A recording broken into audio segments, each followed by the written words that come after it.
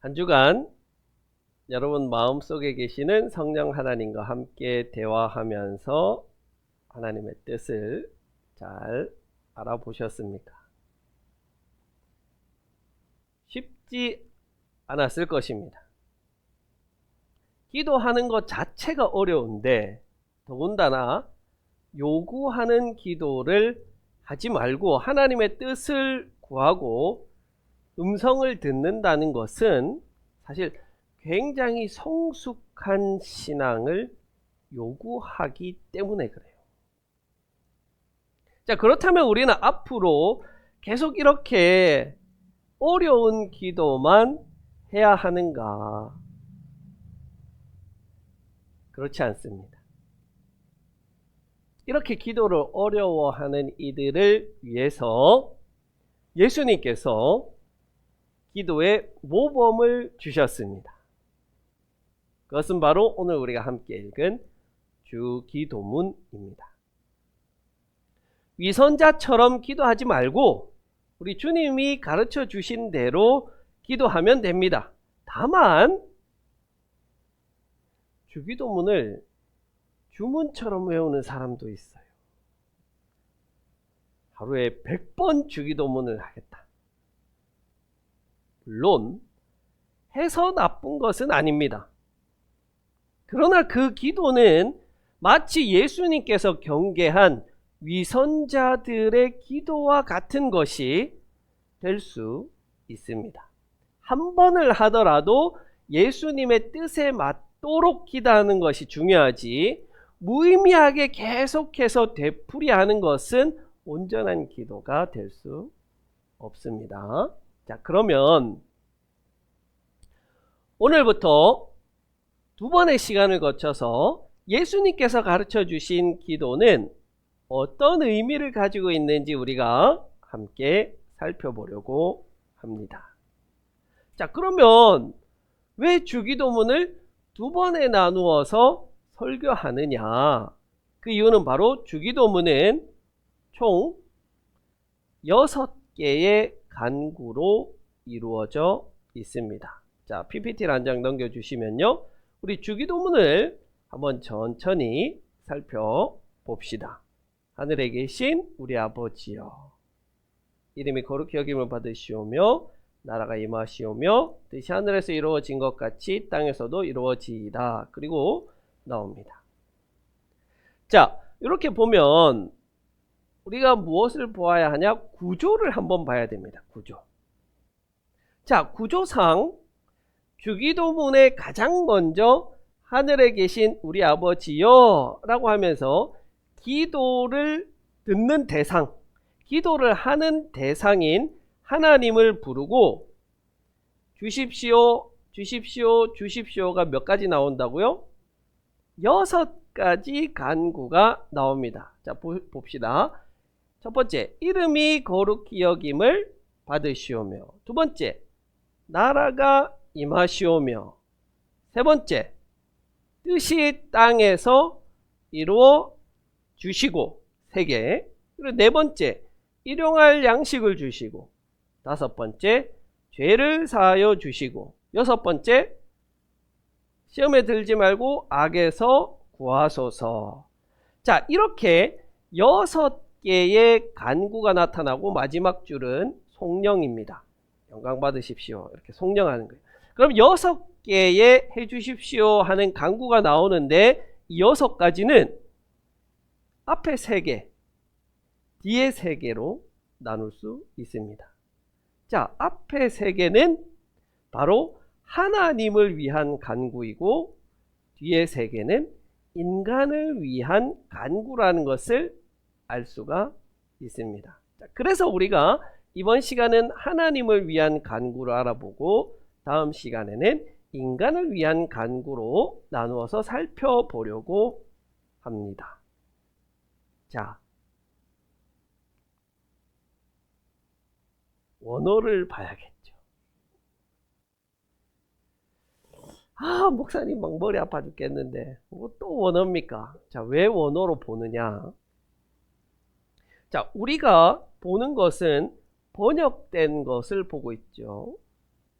그런데 안타깝게도 우리 번역된 성경에는 이 원어가 담고 있는 그 디테일한 것들이 나타나지가 않아요.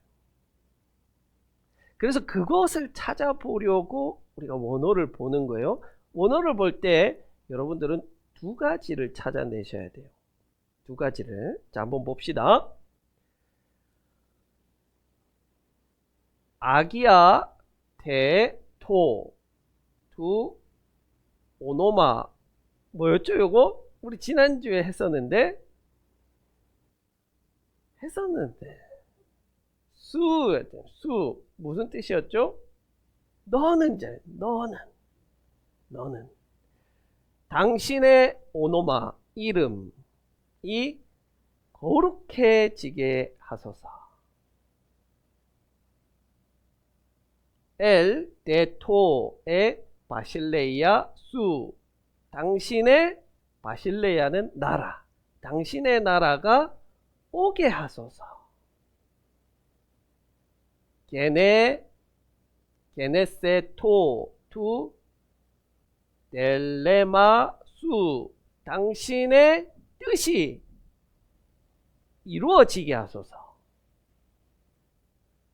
오스 엔 우라노 카이 에피게스. 오스는 뭐뭐처럼, 에는 에서, 우라노는 하늘, 하늘에서처럼, 카이 그리고 게스 땅, 에피 에서, 하늘에서처럼 땅에서도. 자, 됐죠? 원래 원어로 하면 이렇습니다. 자, 직관적으로 한번 구조를 봅시다. 여기서 여러분들은 뭐를 집중해 봐야 되냐면 이 마지막 구절이에요. 오스 엔 우라노 카이 에피게스. 이것을 우리가 이제 문법적으로 뭐라고 부르냐면요, 부사구라고 불러요. 부사구. 부사는 뭐를 하냐면요, 수식하는 거예요. 명사를 수식해줘요. 부사구는 구잖아요. 이 구는 문장을 수식해주는 거예요. 우리 성경은 이 마지막 부사구를 어디를 수식해주는 것처럼 번역했어요? 세 번째 구절. 세 번째 구절을 이 부사구가 수식하는 것처럼 번역했어요. 그래서 어떻게 번역했냐면 하나님의 뜻이 하늘에서 이룬 것처럼 땅에서도 이루어지게 하소서. 이렇게 번역을 했어요. 자, 구조를 한번 봅시다. 보여지는 게 있습니까? 그래도 잘 모르겠어요. 그건 옳은 번역이 아니에요. 보세요. 이 구절은요, 이 문장은 마치 시와 같은 거예요. 시. 부사구를 이걸 떼다가 여기에다가 갖다 붙이면은 마지막 구절만 이렇게 길어집니다. 어때요? 구조가 첫 번째, 두 번째, 세 번째 구조가 어떻습니까? 얘를 여기다 갖다 붙이면 깨어져 버리는 거예요.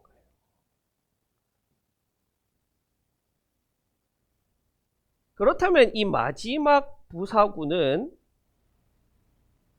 세 번째 구절만 수식하는 게 아니고 이거는 첫 번째, 두 번째, 세 번째를 다 수식하는 거예요.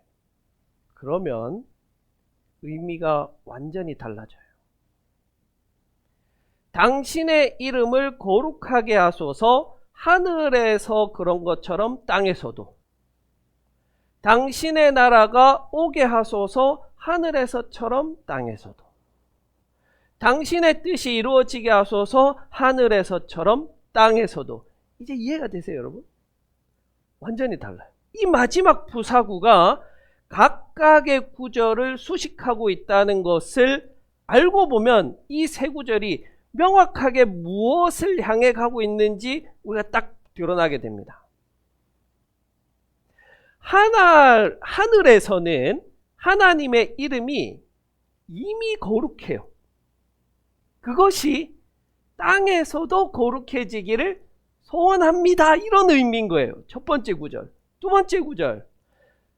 하나님의 나라가 하늘에서는 온전히 하나님의 통치가 이루어졌어요. 그 통치가 이 땅에서 이루어지기를 소원합니다. 하늘에서는 하나님의 뜻이 온전히 이루어져요. 그것이 이 땅에서도 온전히 이루어지기를 원합니다. 저는 이걸 듣고 무릎을 탁 쳤어요. 여러분은 감동이 없으십니까? 감동이 없는 것 같은데 별로. 감동이 있어요. 예. 무릎을 치고 싶었어요. 예, 그렇죠? 하나님의 나라가 이미 하늘에서 이룬 것처럼 땅에서도 이루어지기를 원하고, 하나님의 뜻이 하늘에서 이루어진 것처럼 땅에서도 이루어지기를 원하고, 하나님의 이름이 거룩한 것처럼 땅에서도 세워지기 원합니다. 바로 그거예요. 하나님 나라의 그 온전함이 이 땅에서도 세워지기를 소원합니다. 이것을 기도하고 있는 거예요. 미쳤다. 찢었다. 자, 두 가지를 봐야 된다 했죠. 한 가지는 이제 찾았어요. 그렇죠? 이 기도가 뭐를 원하고 있느냐? 하늘에서 이룬 것이 땅에서도 이루어지기 원합니다. 자, 첫 번째 하나 더 봅시다. 자, 어떤 언어든지 문법적으로 명령을 할 때는 몇 인칭을 써야 될까요? 1인칭. 1인칭은 나고, 2인칭은 너고, 3인칭은 그죠? 그러면 명령할 때는 몇 인칭을 써야 돼요? 왜요? 2인칭을 써야죠. 너는 지금 밥을 해라. 너는 지금 기도해라. 명령은 2인칭을 써야 돼요. 이건 세상 모든 나라 언어의 공통점이에요. 저기 길 가는 사람 기도해라. 이게 말이 됩니까? 이건 말이 안 되는 거예요. 3인칭은 문법적, 3인칭은 있죠. 그런데 3인칭 명령은 문법적으로 없어요. 전 세계 어느 나라 언어나 다 똑같아요. 그런데 딱 한 군데 있어요. 그게 바로 이 헬라어에만 있어요. 3인칭 명령. 바로 오늘 문장에서 이 3인칭 명령이 3번 사용되었습니다. 자, 오늘 한번 봅시다. 자, 여러분 여기서 수는 아니죠. 왜? 뭐라고 그랬어요? 수는 너잖아요. 너는 몇 인칭이에요? 이건 2인칭이에요. 당신의 이름이에요. 그러면 이건 2인칭이에요. 또 아기야 세토. 보세요. 끝이 어떻게 끝나요? 토. 여기도 어떻게 끝나요? 토. 여기도 토. 이게 3인칭 명령형에서 사용되는 어미예요. 그래서 요 세 개가 다 3인칭 명령형이에요. 그러면 보세요. 당신의 나라가 오게 하소서. 그런데 이야기하는 것은 3인칭이에요. 그가 오게 하소서. 이게 문법적으로 안 맞는 거잖아요. 왜? 문법은 성수격을 일치시켜야 돼요. 그런데 당신의 나라가 오게 하라고 한다면 당신이 오게 해야죠. 그렇죠? 그런데 그가 오게 하라는.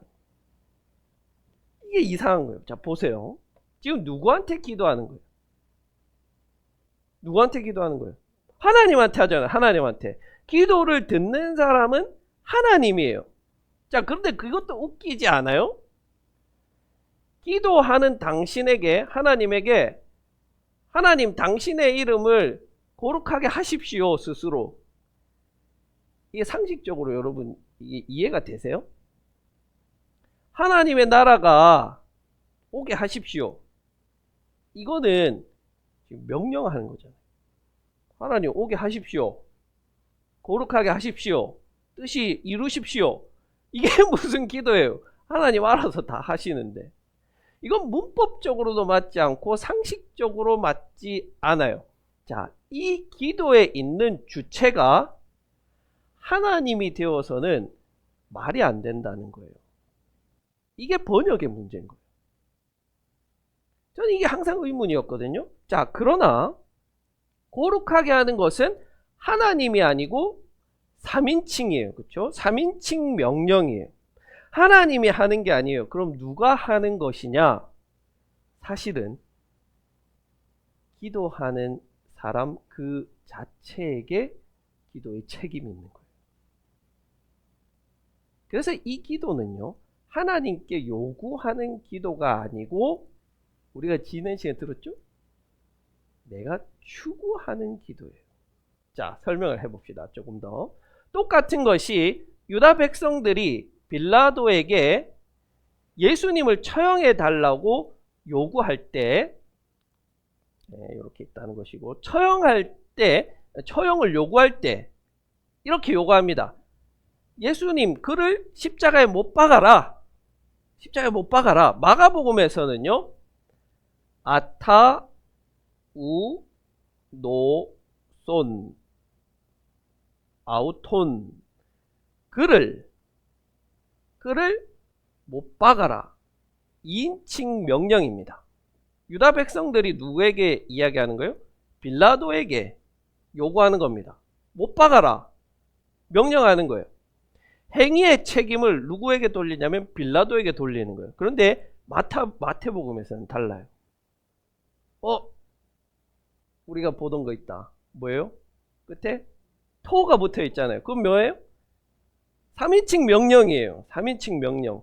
똑같이 유다 백성들이 빌라도에게 못 박아라 라고 요구하는데 마태복음에서는 3인칭 명령이 사용됐어요. 자, 그렇다면 실질적으로 예수님을 못 박게 한 것은 마태가 볼 때는 빌라도가 아니고 누구다? 그것을 요구한 유다 백성들이라는 거예요. 행위의 책임을 그것을 말하는 화자에게로 돌리는 거예요. 그래서 3인칭 명령은요, 대상을 향한 명령이 아니고 그것을 말하는 사람의 희망과 결단을 의미하는 거예요. 그래서 빌라도야 못 박아라가 아니고 내가 예수를 못 박게 하겠다라는 말이에요.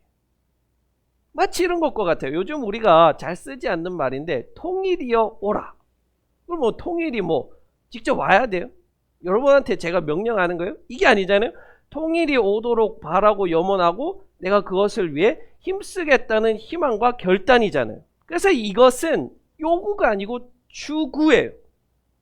다시, 자, 그러면 하늘에서 하나님의 이름이 거룩해진 것처럼 땅에서도 거룩해지기를 바랍니다. 누구에게 하는 말이에요? 하나님 그렇게 하라는 거예요? 아니죠. 맞아요. 내가 그렇게 되기를 희망하고 그렇게 되도록 추구합니다. 그렇게 되도록 하겠습니다. 결단하는 거예요. 그러면 우리가 이 주기도문에 대한 이해가 완전히 달라져야 되지 않겠어요? 이것을 반영해서 다시 번역해 보면, 하나님의 이름이 하늘에서 거룩한 것과 같이 땅에서도 거룩해지기를 희망하며 그렇게 되도록 내가 하겠습니다. 추구하겠습니다. 하나님의 나라가 하늘에서 온전히 이루어진 것처럼 땅에서도 이루어지기를 희망하며 내가 그렇게 되도록 하겠습니다. 하나님의 뜻이 하늘에서 온전히 이루어진 것과 같이 땅에서도 이루어지기를 희망하며 내가 그렇게 되도록 하겠습니다. 하나님 보고 하라는 게 아니고 그렇게 되도록 희망하고 내가 하겠습니다. 하나님 앞에 다짐하고 헌신할 것을 결단하는 거예요. 천상에는 이미 모든 것이 완전하고 행복하죠. 비록 예수 그리스도가 오셔서 하나님 나라가 이 땅에서 시작되었지만 우리는 그 온전한 하나님의 통치를 누리지는 못하고 있습니다. 그러면 그 나머지 시작되었지만 온전히 이루어지지 못한 그 나머지의 하나님 나라의 완성은 누가 하는 것이냐? 하나님이 하십시오가 아니고, 나는 그저 누리겠습니다가 아니고 내가 하겠습니다. 하나님께서 보여주신 그 나라를 내가 완성해 나가겠습니다. 우리가 하겠습니다. 우리 공동체가 하겠습니다. 희망하고 다짐하고 결단하는 게 주기도문이에요. 그래서 주기도문은 그냥 기도문이 아니고 내가 행동하겠다, 실천하겠다, 그렇게 살겠다는 행동을 반드시 수반해야 하는 겁니다. 단순한 입으로 하는 기도에서 몸으로 하는 기도, 실천으로 하는 기도, 행동하는 기도로 도약하는 것이 주기도문입니다. 비록 예수님이 말씀하신 것처럼 우리가 골방에 들어가서 문을 닫고 기도하지만 그 기도의 완성은 골방에서 나와 세상으로 들어가서 하나님 나라를 살아갈 때에 비로소 완성되게 되는 겁니다. 이제 알겠어요. 알겠는데, 자, 그럼 이제 어떻게 하면 될까요? 이 땅에서 내가 하나님의 이름을 거룩하게 하도록 하겠습니다. 이 땅에서 하나님 나라가 오게 하겠습니다. 하나님의 뜻을 이루겠습니다. 이 말씀을 지키고 어떻게 우리가 추구하면서 살아갈 수 있을까요? 자, 짧게 세 가지만 말씀드리겠습니다. 첫 번째, 하늘에서 거룩한 하나님의 이름은 이 땅에서 거룩해지려면 우리가 무엇을 추구해야겠습니까? 예배를 통해서 거룩해지고 그것을 세워갈 수 있습니다. 우리가 모여서 예배하는 것은 하늘에 계신 하나님의 이름을 거룩하게 하는 것입니다. 이것이 이 땅에서도 거룩해지려면 우리 주중에 6일의 삶, 그 삶이 예배가 되어야 됩니다. 주일날 우리가 예배 잘 드렸어요. 교회 빠지지 않고 잘 나갔어요. 그런데 주중에서의 삶이 믿지 않는 자들보다 못해요. 그러면 사람들이 손가락질하겠죠. 믿는 놈이 더하다. 교회 다니는 것들이 더하다. 그게 뭐예요? 하나님의 이름을 욕되게 하는 거죠. 그렇다면 우리는 주일날 잘 드린 이 예배가 주중의 삶으로 이어지도록, 주일날 예배 때 쏟은 이 정성과 기쁨과 행복이 주중으로 이어져야 하겠습니다. 삶이 예배가 되고 예배가 곧 삶이 되는, 그래서 사람들이 나를 볼 때마다 하나님의 거룩함을 떠올릴 수 있는 그런 삶이 되어야겠습니다. 자, 구체적으로 이번 주 한 가지 여러분이 실천해야 할 것들 말씀드려요. 그건 바로 언어입니다. 결국 우리에게 중요한 것은 이 말인데, 예배자의 말, 하나님을 경배하는 말을 한 주간 합시다. 자, 무슨 말이냐면, 여러분 말을 좀 순화시켜야 돼요.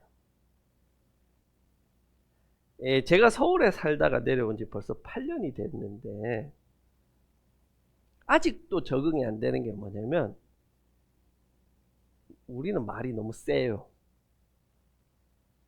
이거는 여러분 이 성격이나 성품의 문제가 아니고 이건 경상도 DNA인 것 같아요.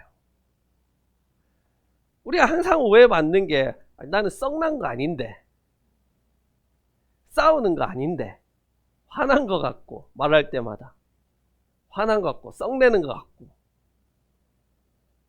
우리가 예배할 때 하나님께 정말 예쁜 말, 좋은 말, 최고의 말을 하는 것처럼 이번 한 주간은 여러분 이 예배자로서의 말을 실천할 수 있기를 바랍니다.